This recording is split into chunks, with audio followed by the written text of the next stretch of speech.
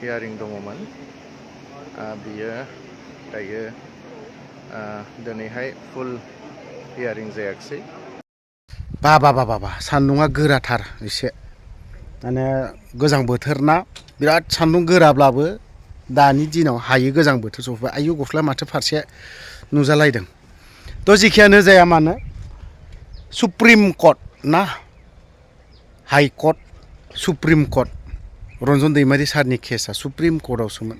मा जानो थांगासिनो दङ बिथां united forum of ex and बिनि जेनेरेल सेक्रेटारि बिथांनि माखासे आपडेट फैदों बेखौ रायजो राजानिसिम मोनसे फोसावनो नागिरदों। नायना लाग्रोनि एसे बिनि उनाव जोबथारनायाव नैबे प्रमद बर' बिटिआरनि CM बिनि सायाव फंनैसो बाथ्रा बुंनि। जे रन्जन दैमारि सारजों लोगोसे सा6 NDFBनि सोद्रोमाफोरनि जे CBI केस सुप्रिम कर्टआव हियारिं दङमोन बियो दायो दिनैहाय फुल हियारिं जायाखिसै। गभर्नमेन्ट उकिला आरो 2 उइक सप्तानै टाइम बिबावबाय। दा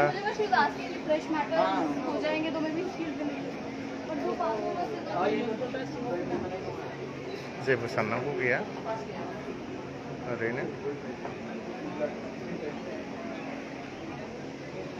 जायखिया सप्तानैनि उनाव जिखुनु लिस्ट जाफिनगोन आरो बेवहाय जाफिनगोन आसा खालामदों। बेखिनि समाव जोंनि दैदेनगिरिफोरा जोंजों लोगो मोनहैगोन होननानै। दा बेयाव जेबो गोनो गोथो साननांगौ गैया जागोन। जायखिजाया गासैबो क्लियार।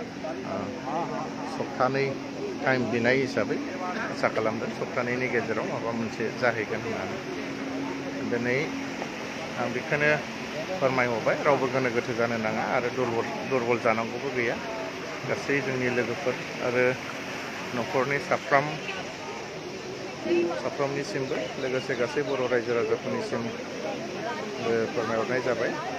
जायखिजाया हियारिंआ जादों नाथाय सप्तानै टाइम बिबावदों। बे सप्तानै टाइमखौ जों नेनांगोन आरो गोबाव बोसोर नेबोबाय जोङो नेयै दा फाइनाल स्टेजाव फैबाय।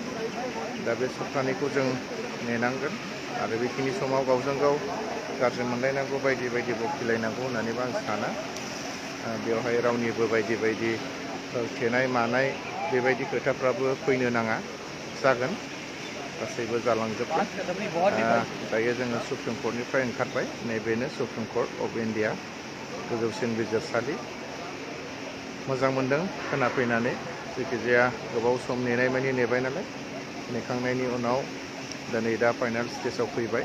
जों बेखिनि समखौ नेनांगोन। गभर्नमेन्ट उकिला दायो सप्तानै टाइम बिदों आरो जोंनि गासै उकिलफ्राथ' गासैबो रेडि थियारिमोन। नाथाय मा खालामनो गभर्नमेन्ट उकिला बिनाय हिसाबै दा थाथ'फिननो गोनां जादों।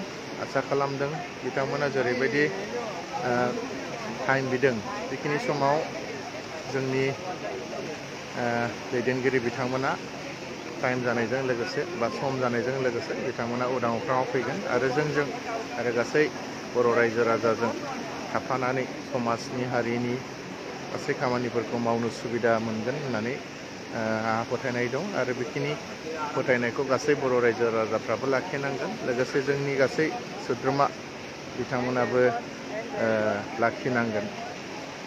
दा जेखिजाया दिनैनि जि हियारिं जानो गोनांमोन बा जादोंमोन आं बेखौ नोंथांमोननो फेसबुकनि गेजेरजोंनो फोरमायहरबाय।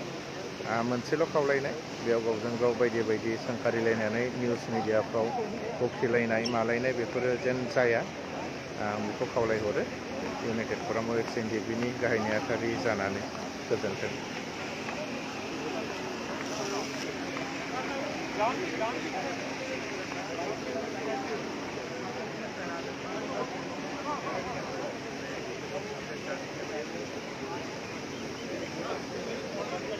Supreme Court of India.